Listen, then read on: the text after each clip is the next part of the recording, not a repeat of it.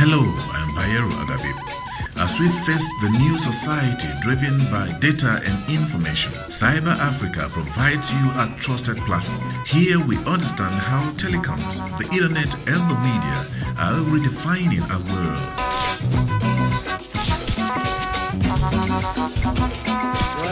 Hello, Africa. Hello, Africa. Tell me how you do, Africa. Cyber Africa, connecting Africa. This week, we take a look at the potentials and impediments to all-round development in the Nigerian economy, with one of Africa's foremost IT entrepreneurs, Austin Okere, profiling innovative solutions. In the last decade, the Nigerian ICT industry has grown, touching lives, impacting businesses, and improving governance. Reports say ICT contributes over 5% to the nation's GDP. But experts say it is not yet uhuru for the industry and the nation, as consumers' needs are still unmet and businesses continue to grapple with tremendous challenges, including gross infrastructural deficit, corruption, shortage of skilled manpower, among others. Austin Okere is a player in this sector, and he shares his perspective on the industry, its growth, prospects and challenges. To be very honest, we've made some progress. Is it as much as we should have made compared to our peers like Malaysia and so on? Is there opportunity for Nigeria to fully actualize our potential? Yes. Mobile telephony is growing as fast as predicted, with the current tele-density put at 13.3%, with 120 million active subscriber line. In the banking industry, electronic transactions have also improved. This, Okere say, is quite commendable. Before now, there was no opportunity for a Nigerian to go overseas with a card which he can use.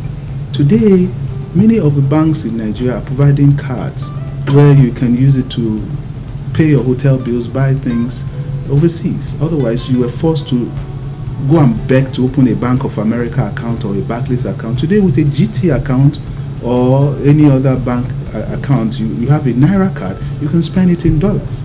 However, global ratings of Nigeria's ICT consumption and economic growth is still very low, and consumers constantly lament poor quality of service in key sectors of the economy where ICT is hugely deployed. The issues are enormous.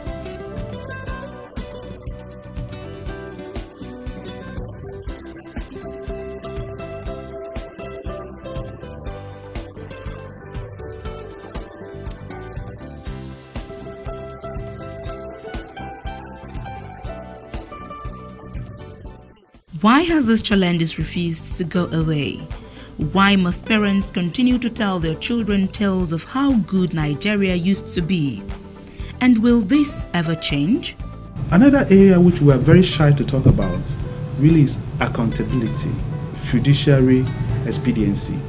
There is no nation that can survive this amount of graft assault for such a prolonged period of time that will come out with any meaningful development. When we compare ourselves with Ghana and we keep saying the progress that Ghana has made, I think a major part of it is that the corruption in Ghana is very less.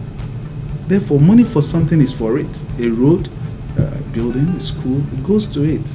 The federal government came up with a Vision 2020, a strategic development plan meant to put Nigeria on the global scene in the year 2020. It's a few years to 2020. Is this vision achievable? I remember the last meeting I went to at the committee level at the Nigeria Economic Summit Group, where I'm a member.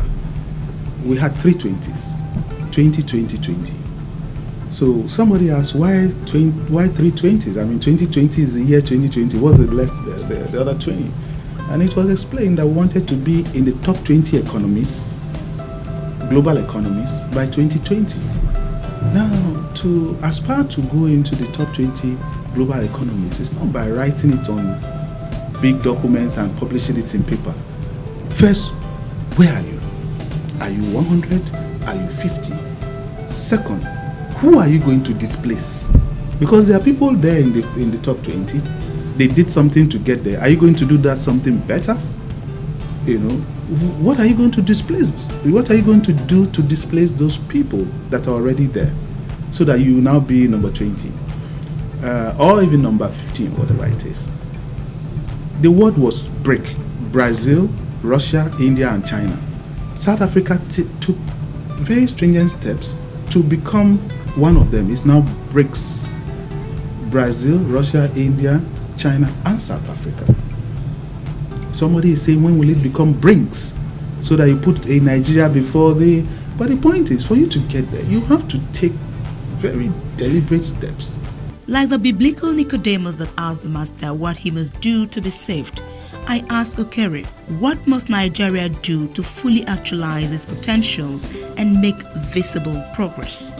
Ghana was not different. You know, I mean, Ghana went through a route which is a bit different with the Rawlings and the revolution and 4 heads of state killed in the same day and 4 former heads of state. But the point is that they are there now. We might take a different route.